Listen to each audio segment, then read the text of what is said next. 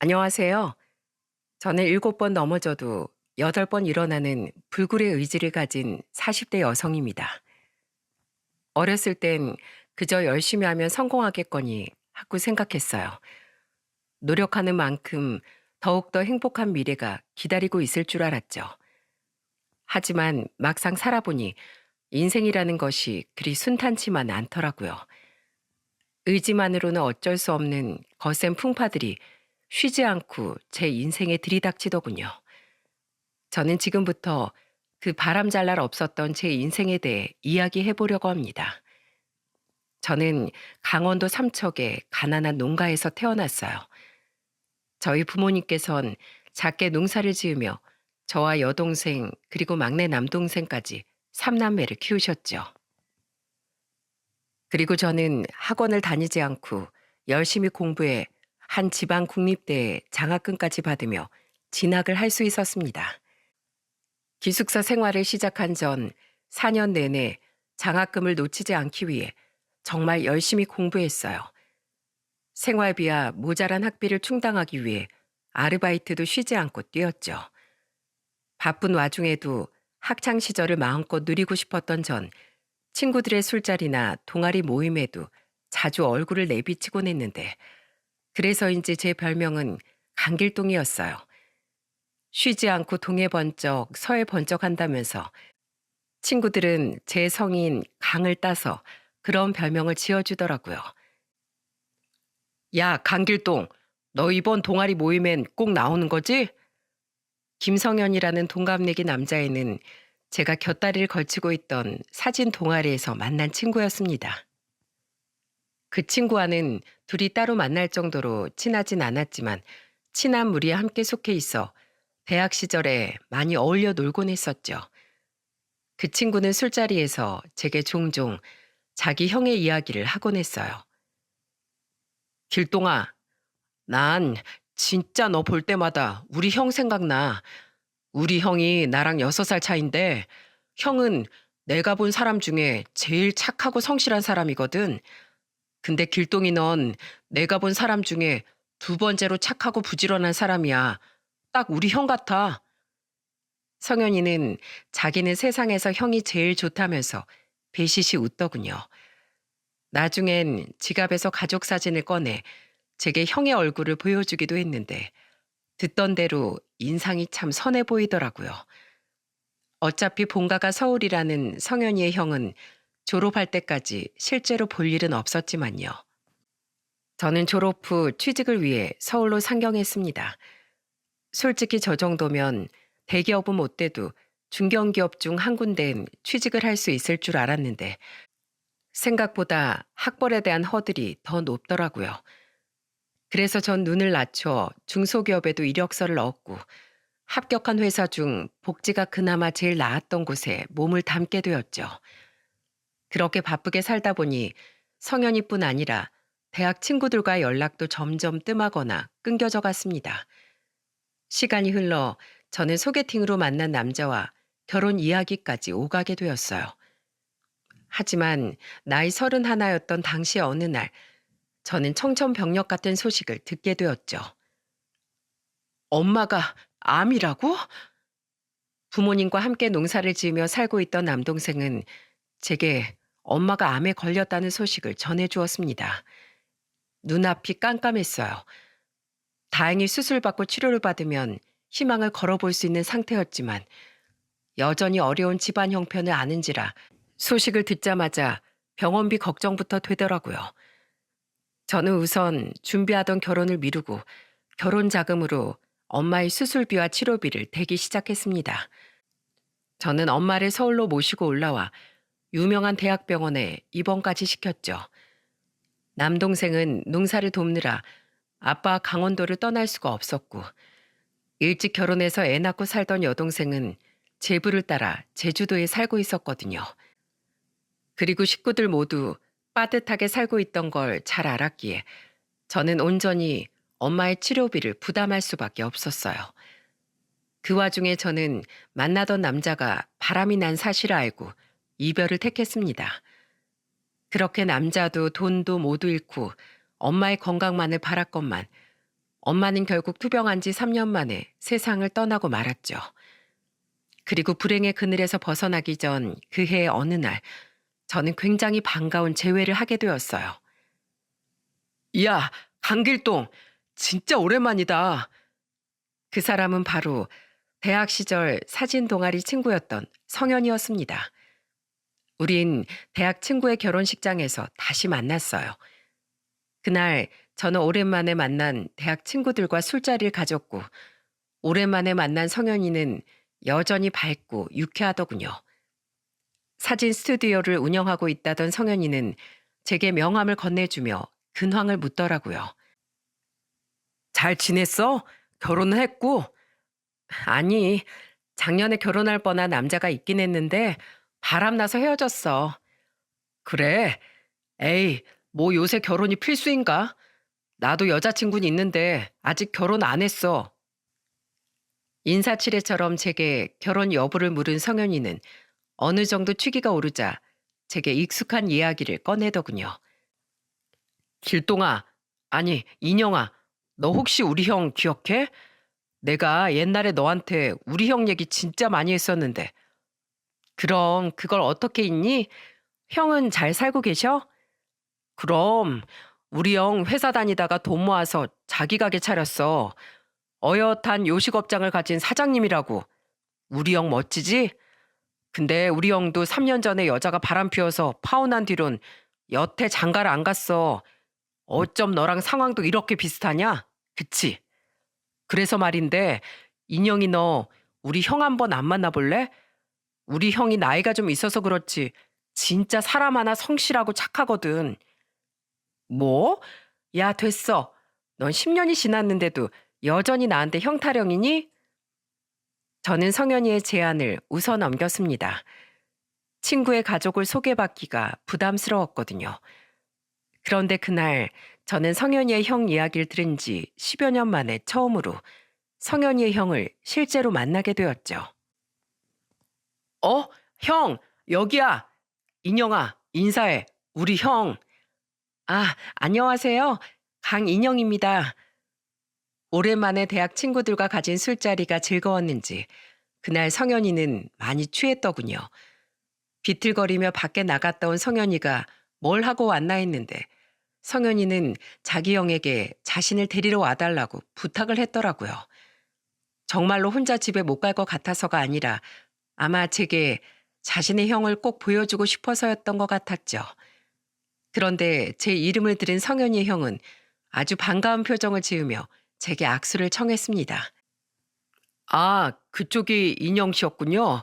반갑습니다. 성현이 얘가 대학 다닐 때 인영 씨 이야기를 무지 많이 했었어요.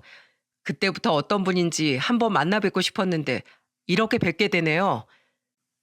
사진에서 봤던 것보다 성현이의 형은 인상이 훨씬 좋더군요. 성현이가 취해서 엎어져 있던 사이 저는 그분과 잠시 대화를 나누게 되었는데 대화를 나눌수록 그분의 선한 인성이 느껴지더라고요. 게다가 알고 보니 그분의 식당이 저희 집에서 멀지 않은 곳에 있다기에 저는 다음에 한번 식당에 놀러 가겠다고 약속까지 하게 되었죠. 며칠 뒤 그분의 식당에 놀러 갔던 일을 시작으로 우리는 빠르게 가까워졌습니다. 우리는 한 달 뒤 연인이 되었고 늦은 나이를 고려해 짧은 연애 후 웨딩 마치까지 올리게 되었어요. 모아둔 돈이 별로 없었던 제 사정을 들은 남편은 있는 사람이 더 부담하면 된다며 전셋집과 혼수 그리고 결혼식 비용까지 일체 부담하더군요. 미안해하던 제게 남편은 앞으로 우리 둘이 잘 살기만 하면 되는 거라며 도리어 저를 다독여 주었어요. 그렇게 저는 우연히 다시 만난 성현이 덕분에 나이 35에 가정을 이루게 되었죠. 저희 친정 식구들은 물론이거니와 시부모님 또한 우리의 결혼을 굉장히 반기셨습니다. 난 우리 동훈이가 평생 장가를 못 갈 줄 알았다.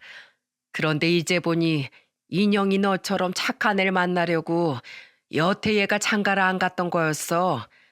역시 사람 인연은 다 때가 있는 법이구나. 시부모님은 늦은 나이에 처음 생긴 며느리인 절 무척이나 아껴주셨어요. 게다가 이젠 제 시동생이 된 성현이 또한 제가 가족이 된 일을 굉장히 기뻐했죠. 길동아, 아니 형수님. 이거 참 형수님이란 말이 입에 착착 안 붙네. 아무튼 형수, 난 20살 때 형수를 보자마자 한눈에 알았다니까요. 저 사람은 분명 우리 형 짝이 될 사람이다 하고 말이에요. 갑자기 쓰게 된 존댓말이 좀 어색했지만 저와 시동생은 바뀐 호칭과 말투에 차츰 적응해 나가기 시작했습니다. 가끔씩 둘이 있을 땐 서로 반말을 쓰기도 했는데 어른들이 계시다 보니 아무래도 예의를 지켜야 할 것 같아서 말이죠. 우린 시댁에서 걸어서 10분 정도 떨어진 곳에 신혼집을 얻었고 시댁과 자주 왕래하며 행복한 결혼 생활을 이어갔어요. 시부모님이 제게 잘해주신 만큼 저도 두 분께 굉장히 잘해드리고 싶었거든요. 그런 제 결혼 생활에 잡음이 생기기 시작한 건 제가 결혼한 지 1년 뒤 시동생이 결혼을 하면서부터였죠. 동서는 저와 달리 집도 잘 살고 돈도 잘 버는 사람이었습니다. 친정의 지원을 받아 옷을 파는 온라인 쇼핑몰을 운영하고 있었거든요. 부잣집 딸의 회사 대표라니 저와는 정반대인 사람인 것 같은 동서가 저는 무척 멋있다고 생각했죠. 동서, 동서 같은 멋진 손아래 동서가 생겨서 나 너무 기뻐. 우리 잘 지내보자. 뭘 또 잘 지낼 것까지야. 아무튼 제가 형님이라고 불러드리긴 할 건데 윗사람이랍시고 저한테 이래라 저래라 하지 말아주세요. 남편들이 형 동생인 거지. 우린 똑같은 며느리잖아요. 그런데 동서와 친해지고 싶던 저와 달리 동서는 처음부터 저를 탐탁지 않게 여기는 것 같더군요. 처음엔 당황해서 동서의 말에 어버버하고 말았는데 몇 번 동서를 겪어보니 그런 제 생각에 확신이 서더라고요. 동서는 다른 식구들 앞에선 저를 아무렇지도 않게 대하면서 저와 둘이 있을 때면 제 말에 잘 대답도 않고 깔보도 말하며 저를 무시했습니다. 화가 나고 답답했어요. 그래서 저는 동서와 거실에 둘이 남게 된 어느 날 동서에게 대놓고 물었죠. 동서, 진짜 나한테 왜 이러는 거야? 왜 이렇게 날 싫어해? 눈치는 있네. 맞아요. 저 형님 싫어요. 연애 시절 때부터 우리 남편이 형님 얘기를 어찌나 하던지 얼마나 대단한 사람인지 궁금하더라니까요. 그런데 막상 결혼하고 와서 보니 집안도 직업도 별 볼 일 없던데 남편도 시부모님도 왜 그렇게 형님을 좋아하나 싶었어요. 그런데 좀 지켜보니까 형님이 시댁 식구들한테 그렇게 아양을 잘 떨어대더라고요. 저는 가진 건 쥐뿔도 없으면서 처세술 하나로 살아남는 지새끼 같은 직원들을 제일 싫어하는데 형님이 딱 그 짝이지 뭐예요? 형님, 저보다 나은 거 하나 없는 형님을 그나마 형님이라고 불러줄 때 그때 알아서 처신하세요. 제 남편이랑도 그만 시시덕대고 시부모님한테도 아부도 그만하시고요. 아주버님이 돈 좀 잘 번다고 그 옆에 빈대 붙은 자기도 뭐라도 되는 줄 아나 봐. 동서는 생각보다 더 저를 싫어하고 있더라고요. 그것도 어이없는 이유로 말이죠. 도가 지나친 발언에 화가 난 저는 그만 언성을 높이고 말았습니다. 뭐? 빈대? 그리고 내가 언제 서방님이랑 그렇게 시시덕댔다고 그래? 내가 서방님이랑 개인적으로 연락을 해, 만나기를 해. 그냥 생일 때 축하 문자 주고받고 시댁에서 만날 때 가족이니까 친하게 지내는 게 단데. 동서, 너무 피해의식 있는 거 아니야? 그러니까 친하게 지내지 마시라고요. 형님 같은 여자가 제 남편이랑 친하게 지내는 것 자체가 제 입장에선 엄청 급 떨어지는 일이거든요. 피해의식은 무슨, 그것도 급이 맞는 사람들끼리나 하는 거죠. 그날 저와 동서는 끝나지 않는 언쟁을 한참이나 계속했습니다. 마트에 갔던 식구들이 돌아올 때까지 말입니다. 이후 우리는 굉장히 대면대면한 사이가 되었어요. 대충 제게 전말을 들은 남편 또한 동서를 탐탁지 않게 여겼지만 굳이 시부모님에게까지 이 이야기를 전달하진 않았습니다. 남편은 시동생에게 저와 동서의 이야기를 전하며 더 이상 동서가 제게 함부로 굴지 못하게 하라며 주의를 주더라고요. 그래도 시부모님과 남편과의 사이는 여전히 좋았습니다. 저는 결혼한 지 2년 뒤 첫 아들을 낳았고 3년 뒤인 나이 40엔 어렵게 가진 둘째 아들까지 품에 안아볼 수 있었어요. 비록 둘째를 낳을 때 몸이 급속도로 약해져 일을 그만둬야 하긴 했지만 이만하면 제법 행복한 가정을 꾸려가고 있다고 생각했죠. 하지만 둘째를 낳고 얼마 되지 않아 우리에겐 거대한 불행이 닥치고 말았습니다. 내가 평생을 바쳐 일군 가게인데 어떻게 이렇게 한순간에 망할 수가 있어?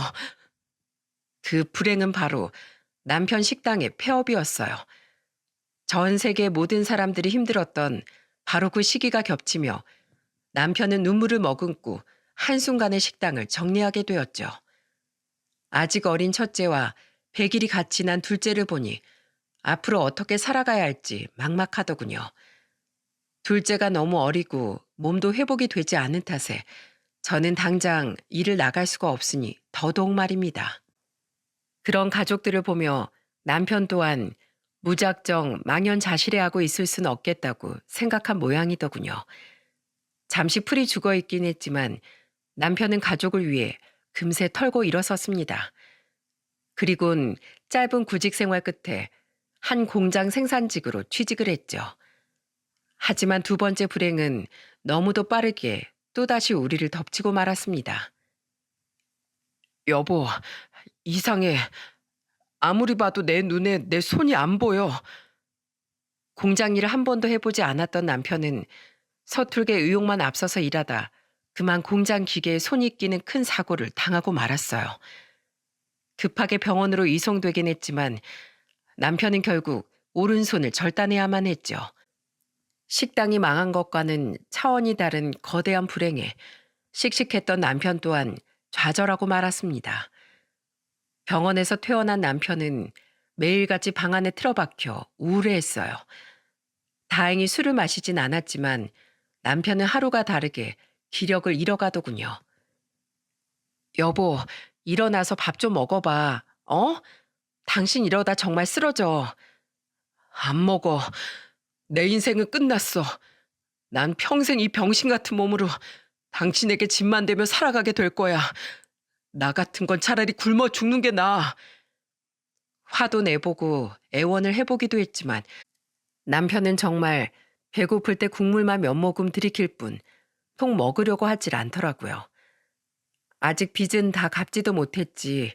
애들은 먹여 살려야지. 정말 막막했습니다. 당시 시아버지가 주식으로 크게 돈을 날린 지 얼마 안 되셨던 때라 시댁에서도 우릴 도와주지 못하셨죠. 친정 또한 아빠가 연로해지셔서 결혼한 후 아빠를 모시고 살던 남동생이 외벌이를 하며 식구들을 책임지고 있던 터라 여유가 없었고 여동생네 제주도 가게도 마찬가지로 힘들었던 때라 차마 손을 벌릴 생각을 못하겠더라고요. 형수, 저 왔어요. 형은 좀 어때요? 그 와중에 우리에게 한 줄기 동아줄을 내려준 사람이 바로 시동생이었습니다. 남편의 상태를 살피러 저희 집에 온 시동생은 안색이 어두운 제게 돈이 든 봉투를 건네주더군요. 이게 뭐예요, 서방님? 2천만 원이에요. 이걸로 우선 급한 빚부터 먼저 갚으세요. 2천만 원이요? 하지만 우린 이 돈을 언제 갚을 수 있을지 약속도 못 드려요. 괜찮아요. 저 사진관 차릴 때 아무 조건 없이 형이 1,000만 원이나 도와줬어요. 갚겠다는 것도 형이 거절해서 못 갚았고요. 그때 그 도움 이렇게 갚는다고 생각해 주세요. 형수, 우리 형 옆을 여전히 지켜주셔서 감사해요. 형 지금은 비록 큰 충격에 빠져서 저러고 있긴 하지만 분명 다시 기운 차리고 일어설 거예요. 형수도 아시잖아요. 우리 형 강한 사람인 거. 시동생의 말에 눈물이 왈칵 쏟아지더라고요. 그렇게 시동생 앞에서 한참 동안 눈물을 쏟아낸 전 결심했습니다.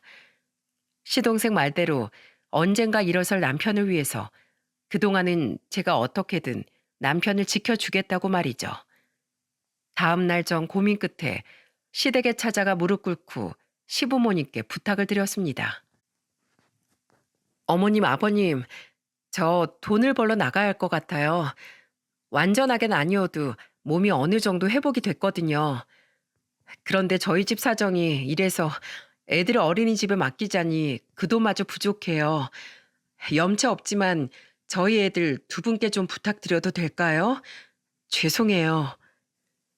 네가 왜 죄송하니? 아픈 내 아들 어떻게든 책임져 주려고 아둥바둥하고 있는 내게 오히려 우리가 미안해해야지. 애들은 걱정 마라. 오로지 네 건강이 또 상하지 않게 네 몸부터 챙겨. 시어머니는 그새 많이 야윈 저를 보며 눈물 지으며 말씀하셨어요. 그렇게 저는 시댁에 애들을 맡기고 식당 일을 나가기 시작했습니다. 애가 둘인 저를 받아준다는 회사가 없었거든요. 많이 약해진 허리며 무릎이 부서질 것 같았지만 저는 남편과 애들을 생각하며 이를 악물고 버텼어요. 그동안 남편이 우리 가족을 지켜준 만큼 이번엔 제가 남편과 애들을 지켜내겠다는 일념 하나로 말입니다. 저는 퇴근 후나 쉬는 날에도 쉬지 않고 부업을 했습니다. 가끔은 대학교 시절에 하던 전단지 돌리는 알바도 했었는데 몇 푼 되지 않는 부업보단 수입이 꽤 쏠쏠하더라고요. 그러다 한 번은 남편을 보러 저희 집에 온 시동생이 이런 말을 하더군요. 전단지 홍보 효과가 꽤 괜찮나 봐요, 형수. 계속해서 전단지 알바 자리가 들어오는 거 보면요. 제 사진관도 요새 매출이 많이 떨어졌는데 저도 전단지 홍보나 해볼까요? 그것도 좋죠, 서방님. 그럼 그 전단지 홍보할 때 다른 사람 말고 저 써주시면 안 돼요? 이상한 알바 걸리면 전단지 막 밖에다 버리고 오고 하는 사람도 있는데 기왕이면 믿을 만한 가족이 해주면 좋잖아요. 형수가요? 에이, 그래도 제가 어떻게 형수한테 그런 일을 시켜요? 왜 못해요? 제발요, 서방님. 저 진짜 한 푼이라도 더 벌어야 한단 말이에요. 네? 시동생은 곤란해 보였지만 제가 사정사정을 하자 하는 수 없이 제 부탁을 들어주었습니다. 그렇게 저는 어느 평일날 시동생의 사진관에 찾아가게 되었죠. 문제는 제 식당 일이 쉬는 날이라 시부모님께서 지방의 친척을 만나러 가셨다는 거였어요. 5살인 첫째야 남편에게 맡기고 나올 수 있다고 치지만 이제 막 돌이 넘은 둘째까진 남편에게 맡길 수가 없었습니다. 한 손이 불편한 남편에게 아기 기저귀 갈기, 이유식 먹이기 등을 마음 놓고 부탁할 수가 없었거든요. 다른 곳이라면 어려웠겠지만 저는 시동생이라면 이해해주지 않을까 싶어 하는 수 없이 둘째를 등에 업고 일을 나가게 되었어요.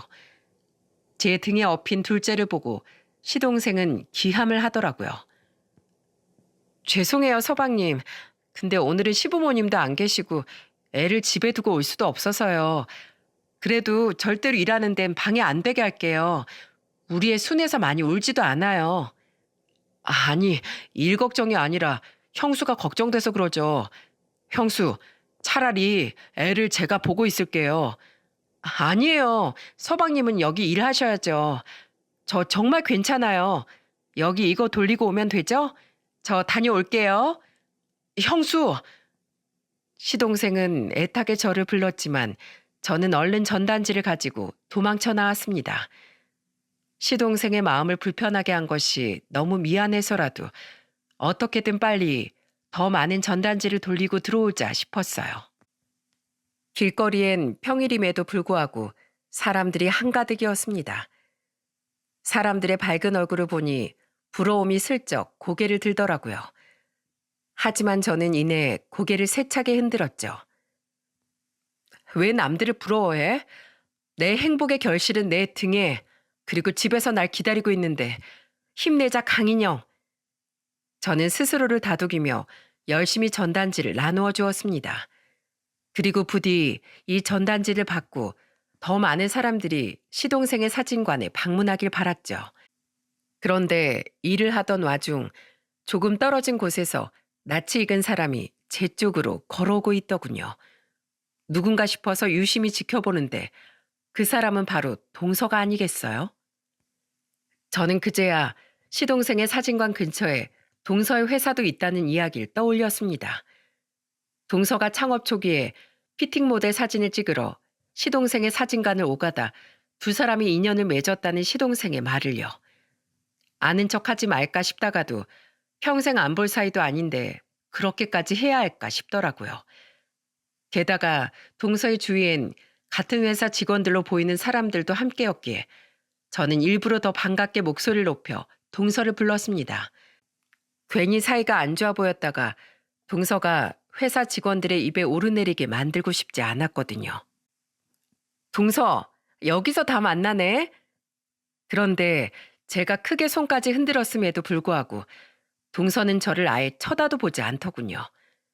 저는 동서가 제 말을 못 들었나 싶어 일부러 동서 앞까지 다가가 동서를 불렀죠.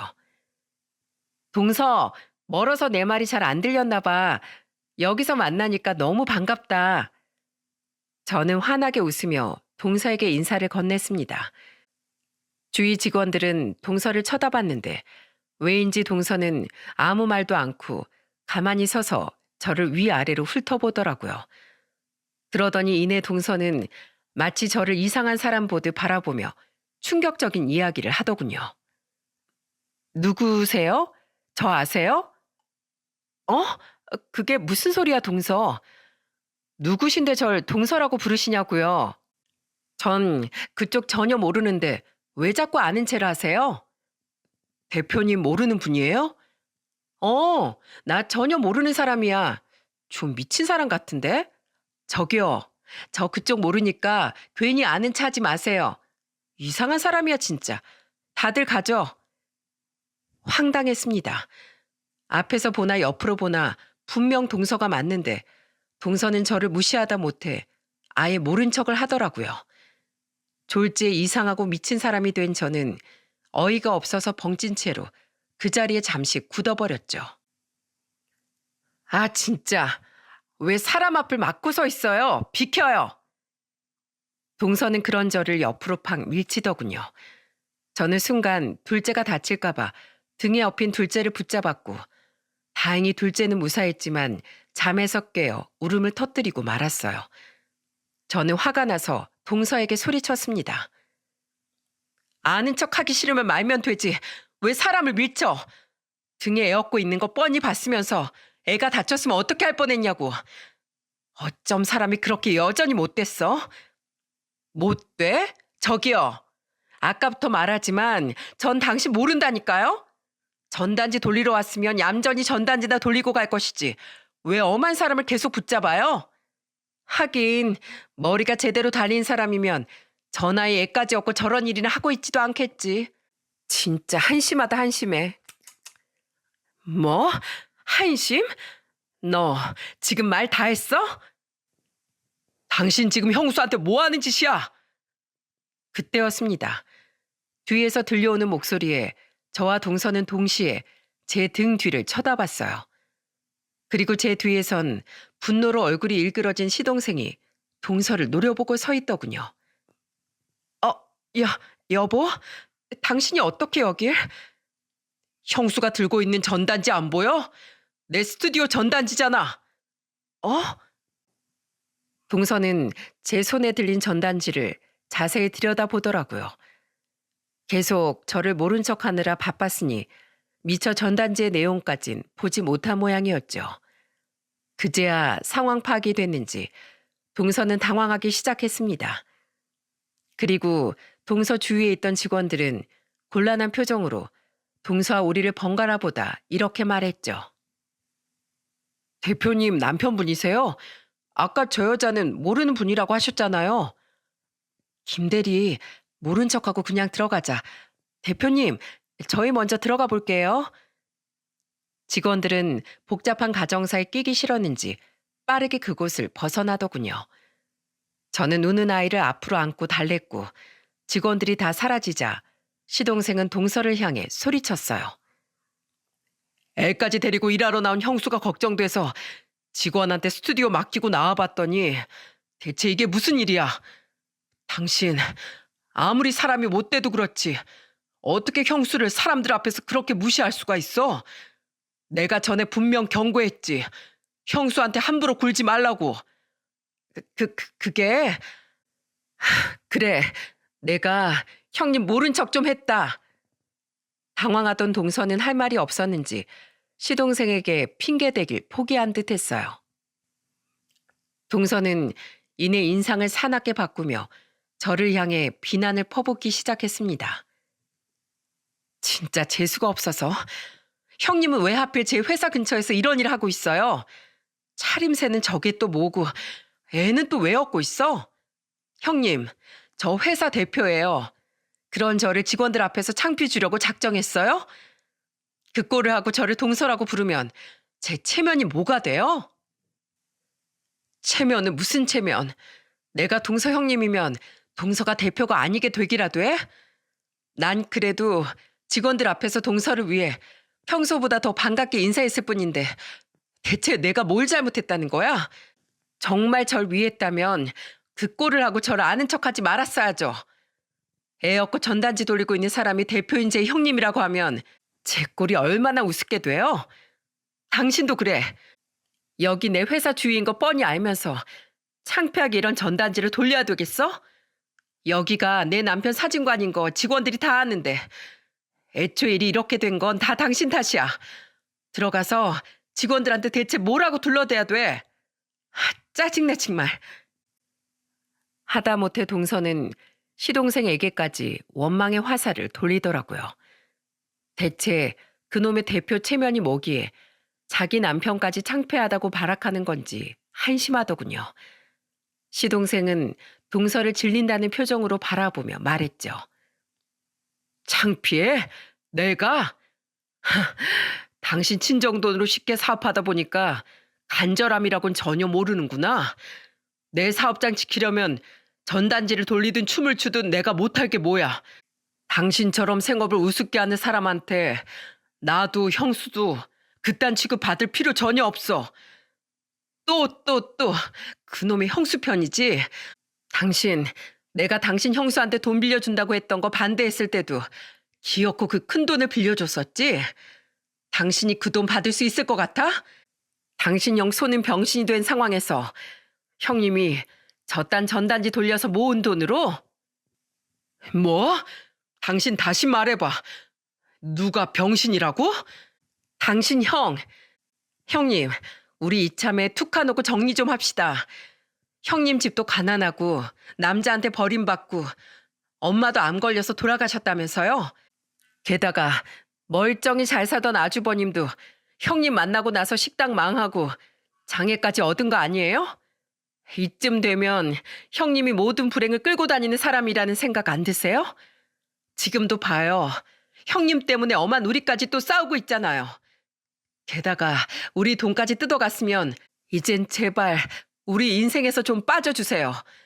그 구질구질한 낯짝 좀 더 이상 제가 안 보게 해달라고요. 인생 망친 건 아주버님이나 형님 애들이면 족하잖아요. 야! 듣자 하니 더는 못 들어주겠더라고요. 제 욕을 하는 건 어떻게 참을 수 있다고 쳐도 세상에서 제일 소중한 제 가족들의 인생까지 망했다고 운운하는 동서를 도저히 그냥 둘 수가 없었어요. 저는 품에 안고 있던 둘째를 시동생의 품에 턱하고 안겼습니다. 그리고 당황한 시동생이 둘째를 받아들자마자 저는 그대로 동서의 머리채를 낚아챘죠. 아! 아! 이거 못 나? 못 나. 듣자 하니까 인성도 덜 된 게 누구 인생을 망했다고 나불대는 거야? 어디 앞길 창창한 내 가족들 인생에 초를 치려고 들어? 내 남편 손이 병신이라고? 내 남편은 불의의 사고라도 당했다지만 아무 일 없이 순탄하게 살아온 넌 왜 그렇게 마음이 병신인 건데? 너 급 좋아하지? 나도 너처럼 인성이 바닥을 치는 쓰레기급 인간은 더 이상은 상종하기 싫거든? 그러니까 당장 사과해. 내 남편 욕하고 우리 애들 싸잡아서 그딴 식으로 말한 거 사과해. 얼른! 여보, 도와줘.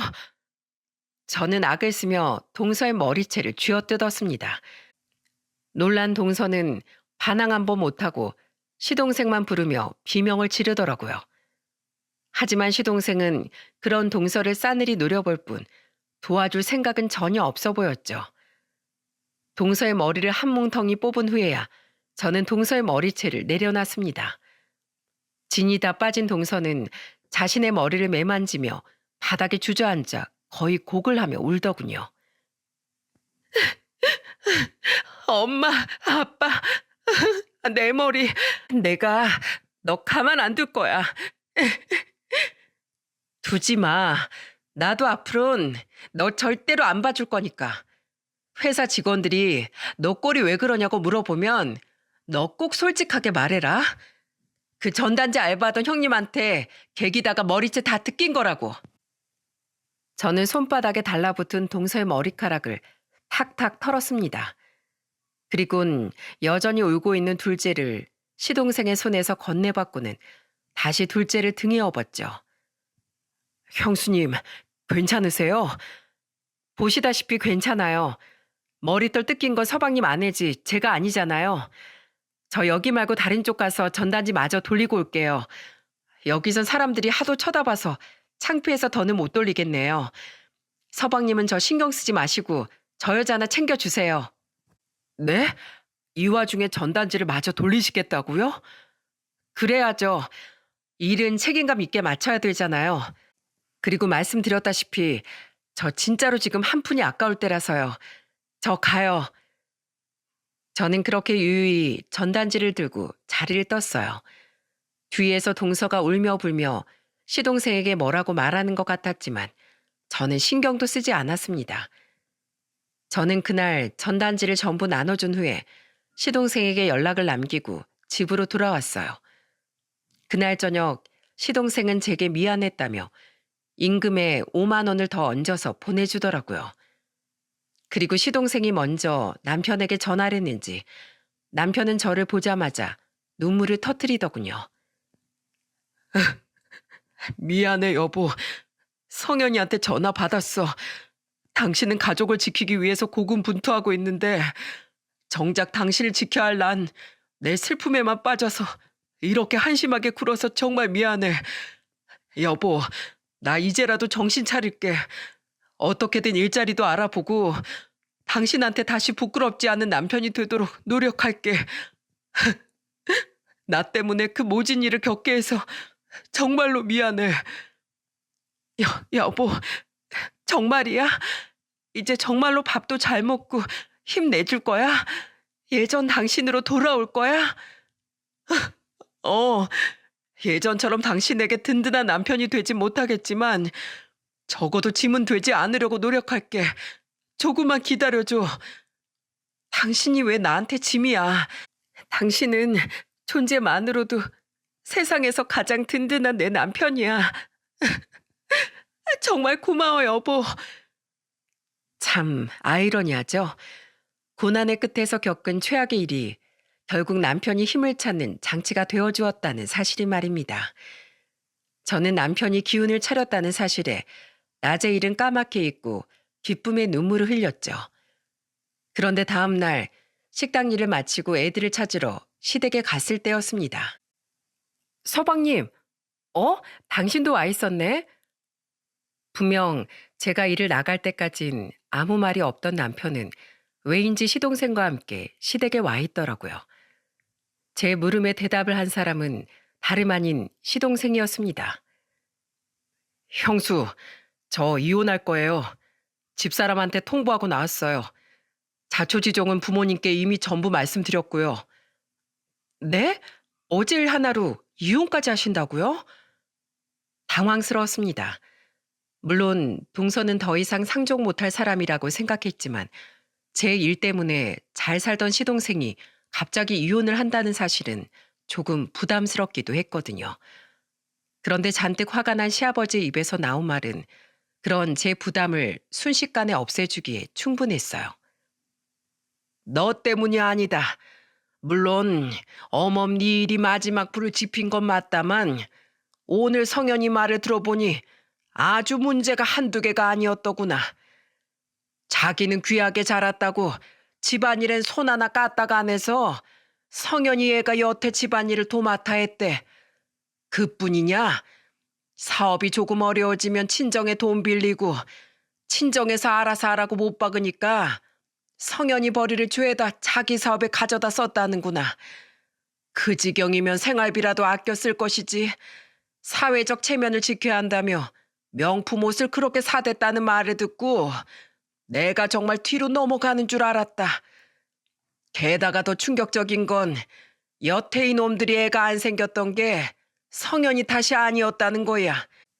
우린 성현이 애가 자기한테 문제가 있다기에 그런 줄로만 알았는데 성현이 이놈이 둘째 며느리 감싸주려고 그런 거짓말을 했다더구나. 둘째 걔가 자기 몸 망가지는 거 싫다면서 임신하기 싫어했었대. 게다가 재작년엔 실수로 임신을 했었는데 성현이 몰래 지웠다가 약 처방전을 보고 성현이가 알아서 이혼을 한 해 만에 크게 싸웠더랜다. 임신하기 싫은 거 이해한다. 그래도 자기 서방한테 상의를 했어야 하는 거 아니냐? 내 키가 차서 원. 시동생은 면목이 없는지 고개만 푹 숙이고 있더라고요. 시어머니는 제게 다가와 저를 안아주며 물결인 목소리로 말씀하셨죠. 어머마, 둘째 그것이 어제 너한테 입에 담지 못할 심한 말을 했다며? 혹시 상처받진 않았니?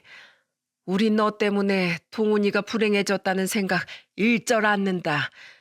너처럼 귀한 복덩이가 또 어디 있다고 우리가 그런 생각을 하겠니? 그러니까 걔 말 절대 마음에 담아두지도 마. 알았지?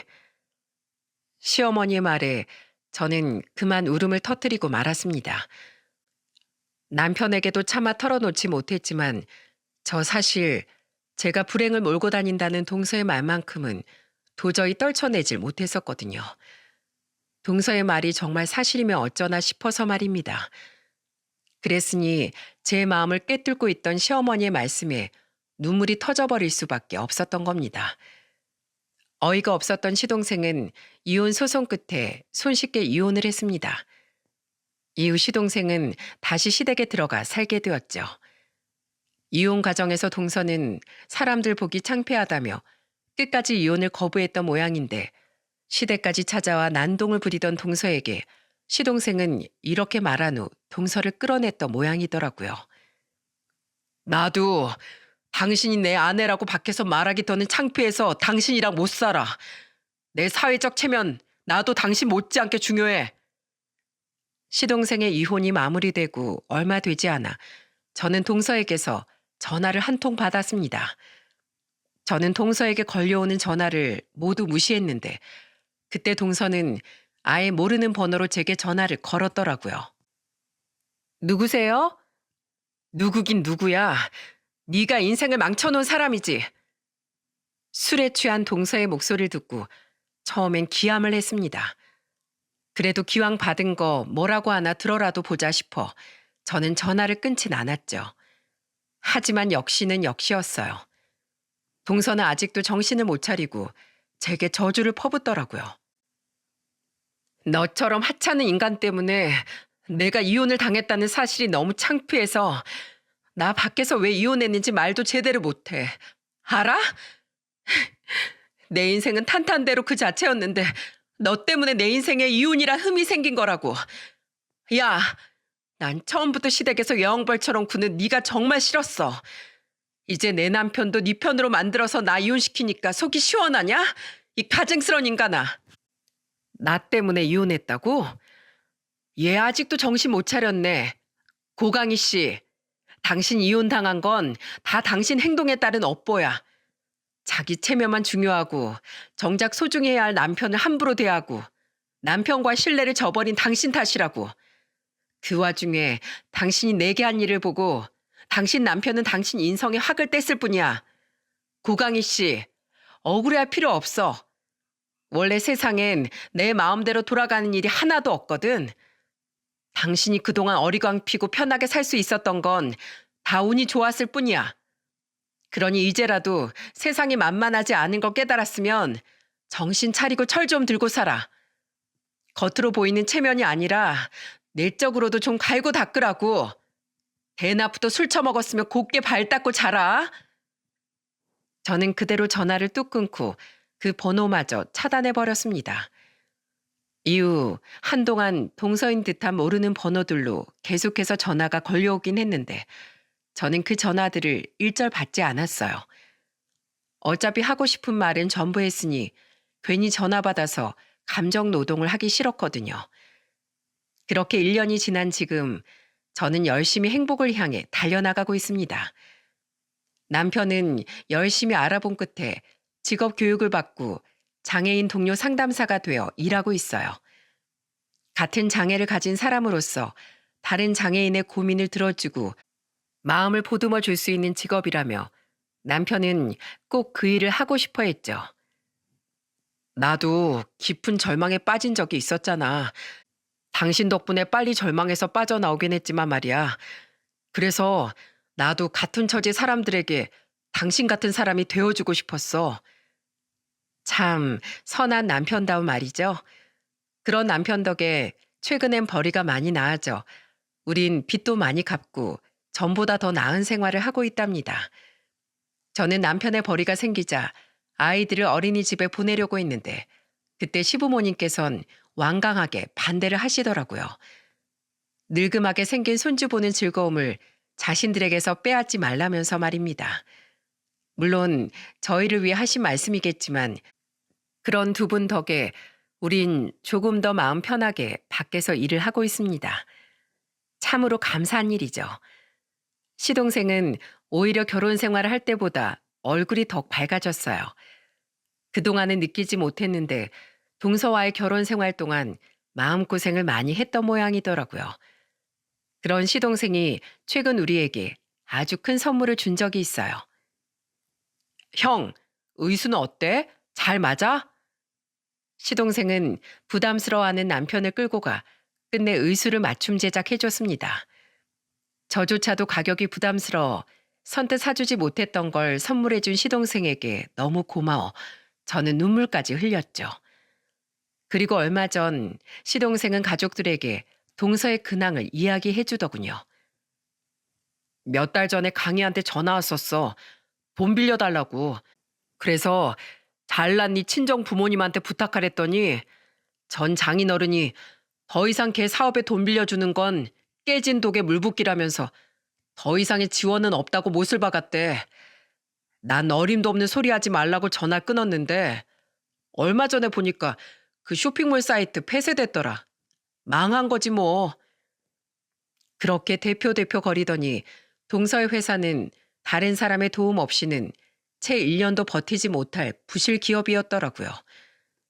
어차피 동서는 부모의 도움을 받아 잘 살아갈 테지만 이번 일을 계기로 제발 동서가 정신 차리고 똑바로 살아가기를 빌어주었죠. 그리고 이번 명절에 남편의 의수를 본 제 친정 식구들은 감탄을 하며 진심으로 축하해 주었습니다. 나이가 들어 마음이 많이 여려지신 아빠는 남편의 손을 볼 때마다 눈물을 짓곤 하세요. 하지만 마음이 많이 강해진 남편은 그런 저희 아빠의 손을 잡고 이렇게 말하더군요.